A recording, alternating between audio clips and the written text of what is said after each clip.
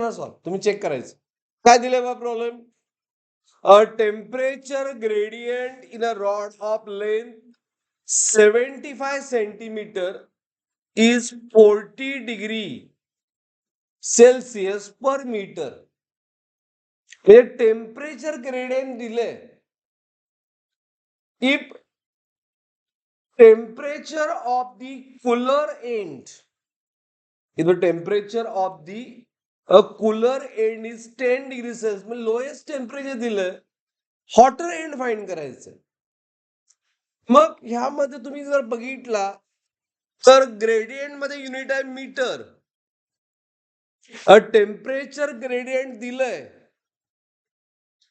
किती दिलंय? It is a 40 degree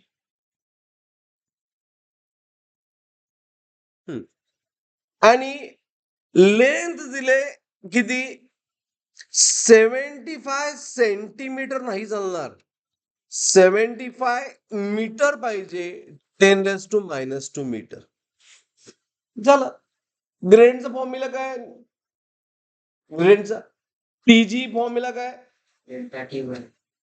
बरोबर. डेल्टा टी म्हणजे हायर हॉट एंडचं T1 minus T2 by L, right. So it is a 40 into T1 minus T2 किती आहे? 10 divided by length 75 into 10⁻². बरोबर. So 40 into 75 into 10⁻² is T1 minus 10. So 40 into 75 किती येणार? 300 ना.